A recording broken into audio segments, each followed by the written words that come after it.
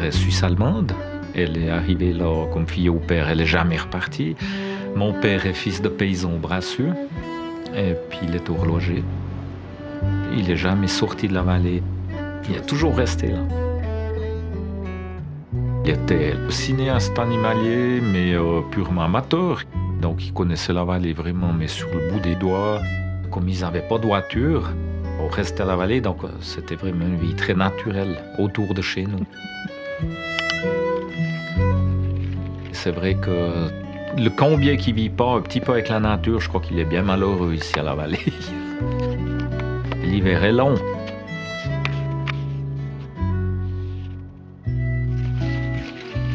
À l'époque, il y avait un groupe ici à la vallée qui faisait de l'escalade et de la montagne. Et puis tout de suite, je me suis dit, je veux devenir guide de montagne. J'avais 15 ans, je me suis dit ça. Donc c'est ça qui me passionnait. C'était vraiment l'escalade, la montagne, les grandes courses. C'est ce qui m'a fait rêver vraiment. On s'identifiait à tous ces bonatti et tout ça parce que c'était l'époque où on grimpait encore en grosses chaussures, on avait un baudrier, on commençait l'époque des baudriers. On avait déjà un casque, oui et non, plus ou moins une espèce de casque, donc c'était quand même assez engagé.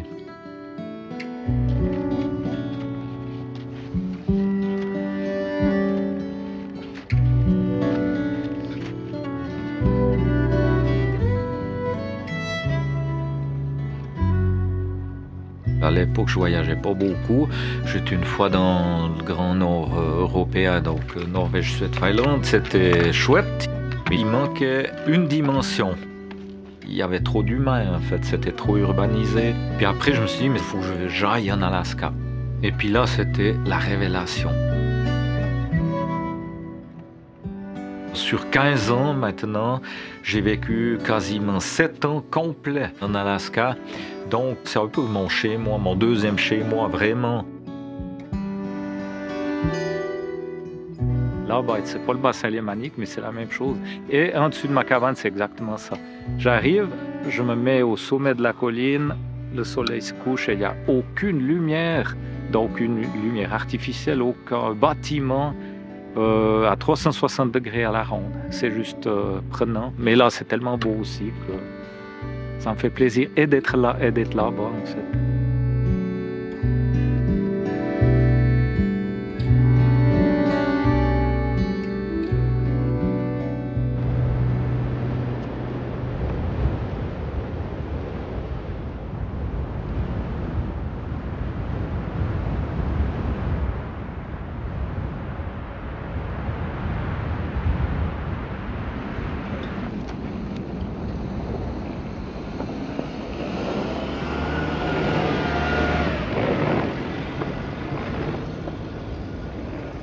Avant de devenir guide, j'ai fait menuisier et puis dans l'entreprise où j'ai fait, on faisait énormément de charpente. Et puis en Alaska, j'avais vu des cabanes rondes là-bas. Je me suis dit, ça c'est la combine à faire ici.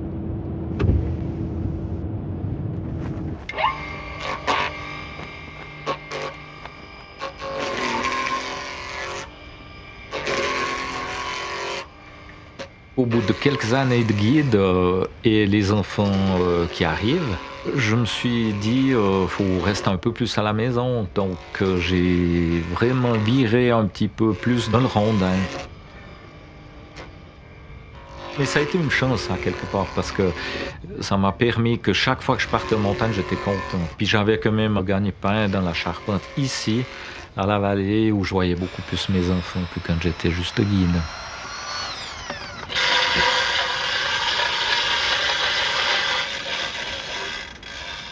Travailler seul, c'était un choix parce que c'est dans ma mentalité, j'aime bien être indépendant. Et puis surtout, ça fait développer toutes sortes de techniques qui m'ont beaucoup aidé en Alaska. Ça c'est sûr, parce qu'en Alaska, seul, faut te démerder, il n'y a pas de miracle. Donc tu peux compter sur personne d'autre que toi. La construction des chalets en rondin, ça a duré plusieurs dizaines d'années. Puis en 2013, il y a eu une nouvelle loi thermique. Donc, en fait, ça signifie en clair qu'on ne peut plus faire dans le coton de veau du rondin. Donc il faut isoler certaines parties, enfin il faut tout repenser, le chalet en rondin. Ben voilà, tu perds ton boulot, tu perds une partie de ton boulot, c'est clair. Et puis moi, mon histoire de l'Alaska m'a permis de canaliser mon énergie là-bas plutôt que de péter un câble ici. C'est tout.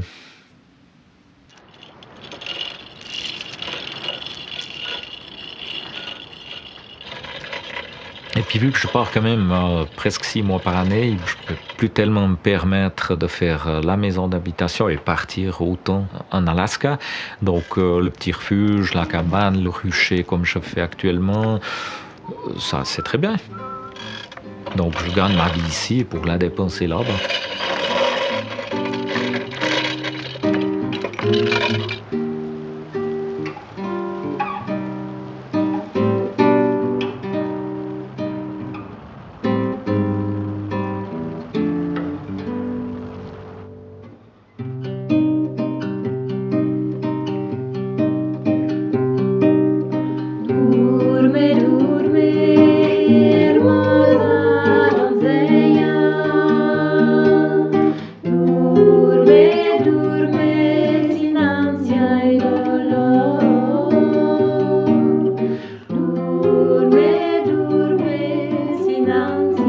Sylvie, elle vit à Genève. On s'est rencontrés il y a 7 ans. Elle enseigne le théâtre, elle fait du chant. Et puis, elle est dans l'artistique à fond.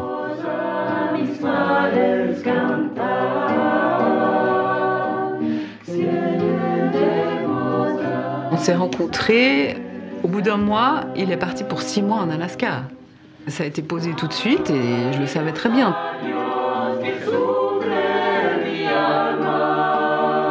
Je me suis dit, mais ça ira très bien. Et après, il faut le vivre. Et là, on se dit, ah waouh, ah ok, non, j'avais pas du tout imaginé que c'était comme ça. Qu'elle ait accepté aussi de venir en Alaska, vivre une partie de ma vie, ça c'était très très important parce que ça montrait aussi l'esprit d'ouverture, qu'elle s'intéressait aussi à cette bizarre vie du gaillard là-bas au fin fond des bois, avec les ours. Puis ton groupe, ça a bien été cette semaine? Ouais, super. J'ai imaginé, oui, pouvoir adopter ce mode de vie. Mais au fur et à mesure que ça cheminait, je me rendais compte que moi aussi, j'avais une passion centrale. Et cette passion centrale, c'est le chant. Et donc, je ne peux pas exercer cette passion en étant en Alaska, à l'endroit où il est. Et donc, petit à petit, les choses se sont éclaircies et j'ai vu que, pour le moment, je dois donner la priorité aussi à ça. Il donne la priorité à sa passion et c'est très bien. Et moi, je dois aussi le faire, en fait. Et c'est aussi ça qui nourrit la relation, finalement. Au début, quand on était ensemble, c'était une période assez extraordinaire parce que j'avais un téléphone, un foutu téléphone, hein. Et puis je montais la colline derrière la cabane. Je devais monter au début au sommet pour avoir des chances de choper des ondes. Après, c'était très aléatoire parce que 10 heures, 11 heures de décalage horaire. Sylvie était dans son lit à Genève, tranquille, puis moi j'étais des fois en pleine tourmente sur la montagne pour se faire des rendez-vous téléphoniques qui étaient juste génial.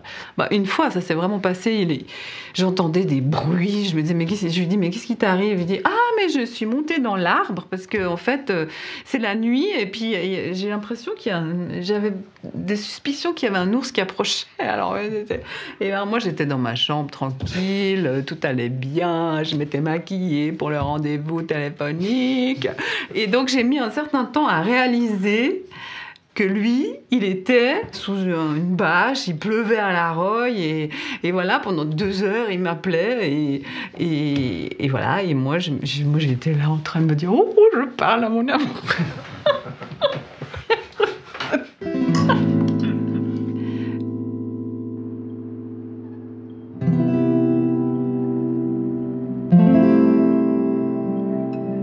Le départ, c'est vrai que là, on est dans une période de départ, c'est jamais évident.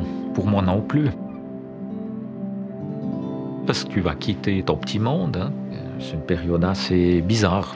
Faut pas que ça dure trop. C'est super que vous soyez venus ce soir. Mais oui, un petit coup. Non. Allez, sautez, hein. À toi le père. Sautez, Maëva. À ton Et départ. puis, Santé. eh ben, c'est cool. Chaque année, tu migres. Ouais, C'est vrai. ouais, au printemps. clair. Enfin, non, en hiver, c'est encore l'hiver. Tu te réjouis? Ouais. Ouais. Depuis qu'on est né, on a Alaska en tête. Et puis, c'est vrai que ça m'inspire pas mal. Enfin, moi, quand on était parti une année en Alaska, quand on était petit, et puis le retour a été très dur parce que, ouais, mon esprit il était encore là-bas. Puis quand on le voit là-bas, il est juste incroyable. Quand c'est un gamin, il est heureux, il rigole, il chante, il siffle tout le temps. Il n'arrête jamais. C'est vraiment le top, mais c'est vrai que personnellement, je préfère qu'il soit là, c'est clair. Mais j'aime beaucoup qu'il réalise ses rêves et qu'il fasse ce qu'il aime. Avec les années, c'est vrai qu'on s'y habitue quand même. Et puis, mes frangines et moi, on l'a compris très vite, enfin, tout de suite, que c'était pas de l'abandon, c'était un choix de vie. Et puis, je crois qu'on a tout de suite accepté. Ça me rend heureuse pour lui, mais ça me fait aussi un peu la boule dans la gorge parce que chaque fois c'est un peu un au revoir et puis je sais jamais ce qui va se passer là-bas, mais je lui fais confiance et puis je sais qu'il maîtrise, donc c'est pas facile à gérer, enfin surtout au début quand il y a 10 ans il y avait vraiment aucune nouvelle pendant plusieurs semaines voire mois. Donc là, c'était pas de nouvelles, bonnes nouvelles. Chaque fois que je pars, en fait, c'est quand même un changement radical de vie. Et puis, j'aime bien quand même, pour partir content et heureux, j'aime bien rassembler un petit peu ma meute. Et puis voir un petit peu à quoi ils en sont. Donc, c'est hyper important. C'est clair que s'il y en avait un qui était avec un problème ou quelque chose, ben, je partirais pas la même chose, voire je partirais pas du tout. Parce que partir pour aller me planter au fin fond de l'Alaska en ayant un gros souci ici, ça ne veut pas le faire. Donc tant que ça va comme ça, on ne va pas se plaindre. Donc tout va bien.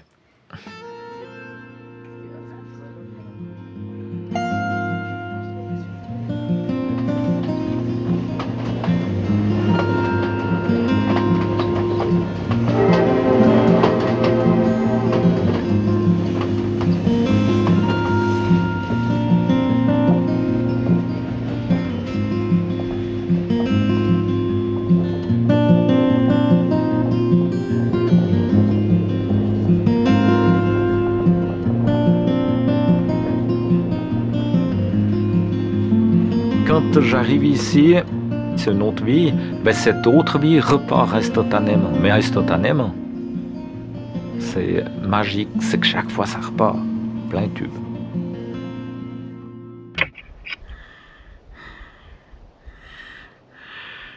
Voilà mes montagnes tout autour. Et ma cabane se situe derrière la montagne ici. Donc je vais la contourner par la gauche. Il y a une vingtaine de kilomètres de raquettes. Et arriver à la cabane, je pense, ce soir.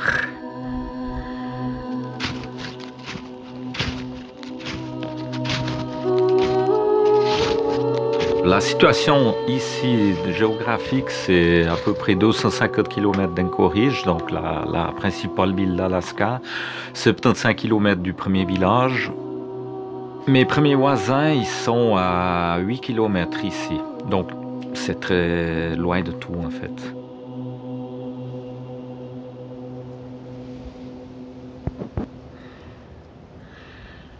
Waouh! Voilà les cabanes.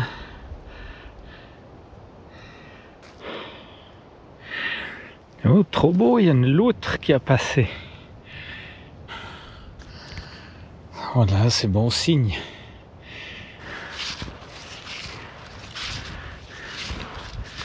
En tout cas, il n'y a pas de traces d'humain.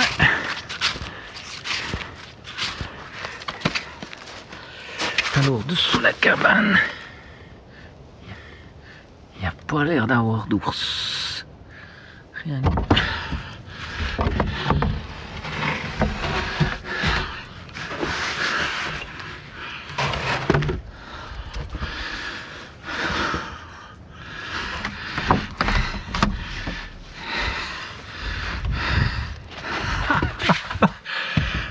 Tchou.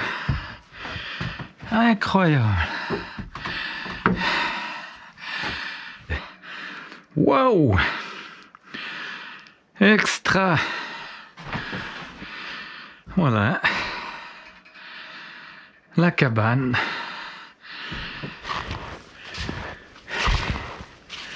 Ah, je suis hyper content d'être là. Ouh. Là, il y a un animal qui a passé. Ah, ah, ça c'est la surprise, merde. Ah, il y a un ours qui est venu. Il a défoncé la paroi là-bas derrière. Eh ben, 15 ans, ça m'est jamais arrivé. Mais alors, il a tout émerdelé. Oh.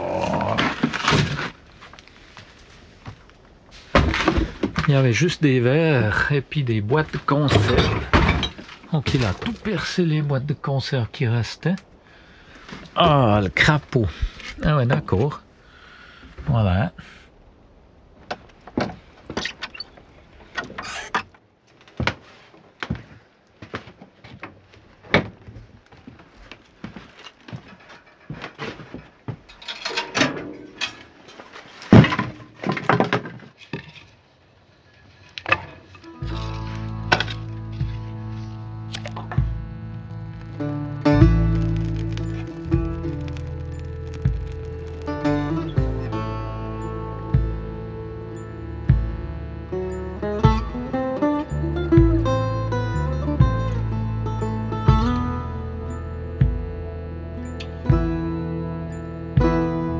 Quand j'étais en Alaska, que je cherchais du terrain, en fait, je me suis rendu compte que je recherchais le Jura dans l'Alaska. Mais l'Alaska est tellement immense que j'ai fait je sais pas combien de fois des marches de 3-4 jours, bivouac et tout, pour jamais trouver ce qu'il me fallait, enfin, ce que j'avais besoin. Puis je me disais, j'étais à 2 doigts d'abandonner. Et tout d'un coup, lors d'un hiver 2006, on a été campé dans cette région-là. Je suis monté dans la montagne juste derrière le lac où on campait. Puis je me suis retrouvé au Mont Tendre. Donc à la place du Mont Blanc, c'est le Denali, c'est 6000, mais au loin, hein, je suis pas. Et puis des préalpes à 2 doigts, et puis en 2 heures de temps, tu es sur une montagne comme le Mont Tendre là-bas. Donc c'est ça qui m'a attiré. Puis là, je me suis dit, ben, c'est là, c'est là, il n'y a pas de. Je me suis senti intégralement bien tout de suite. En ayant trouvé l'endroit idéal, ben, faut trouver un bout de terrain vendable, mais il n'y en a quasi pas. Hein. Et puis en redescendant de cette montagne, là, je fais le tour du lac, je vois sur un arbre un panneau jaune, c'est une plaque métallique qui explique que tu as un terrain. Je fais des recherches, je trouve la personne, il est d'accord de vendre le terrain, puis c'est bon, départ.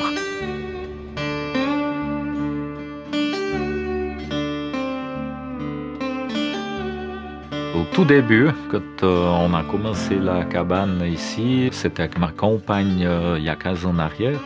Chaque année, je venais avancer le projet. Ça a quand même mis les constructions, on peut dire, presque 6 ans. J'ai jamais douté que c'était faisable. Jamais, jamais, jamais. On a installé une tente à côté, une tente d'hiver avec fourneau, avec tout dedans. On a vécu novembre, décembre, janvier dans la tente. C'était du non-stop parce que la journée, tu files en forêt, coupé ton bois, tout. Après, tu le transportes de nuit ici et puis tu commences la construction, tout à la lame frontale.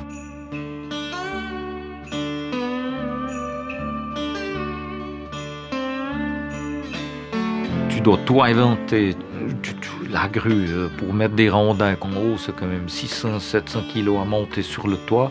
T'es seul, ben, qu'est-ce que tu fais? Tu dois trouver un moyen de levage, machin, et tu construis une grue, c'est bon art.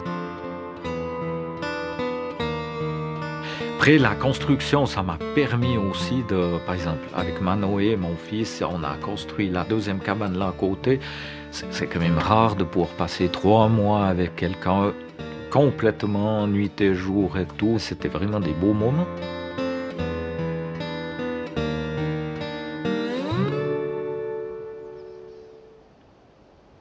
Le rêve s'est transformé en projet de vie, ça c'est clair.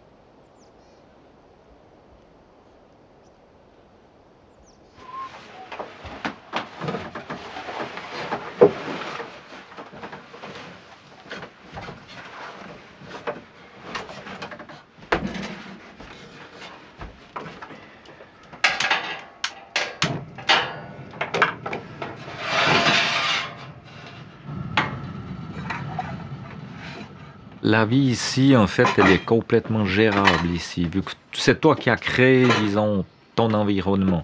La nature, de toute façon, tu viens pas là si t'es pas OK avec. Donc ton environnement que tu as construit, tu es vraiment OK avec, et surtout si tu l'as pris de la nature, tu vois. Les sapins, les rondins, tout ça, c'est mes arbres en face, ils sont là maintenant. Et c'est toi qui l'as fait, c'est toi qui as scié, c'est toi qui as assemblé. Donc, il y a cette simplicité parce qu'en fait, tu sais, ça te rassure. Tu sais que tu n'as pas besoin de 36 combines artificielles pour t'aider à faire ça. Donc ça, c'est vraiment rassurant.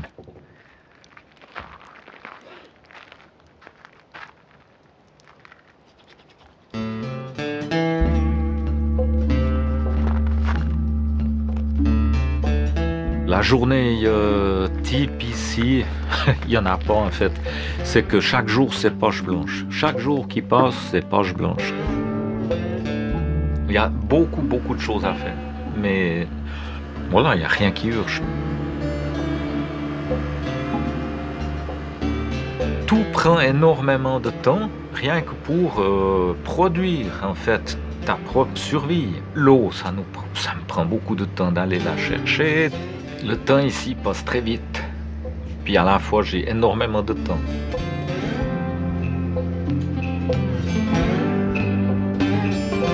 En hiver, la faune est bien là, mais au ralenti. L'été, voilà, il y a plus de vie.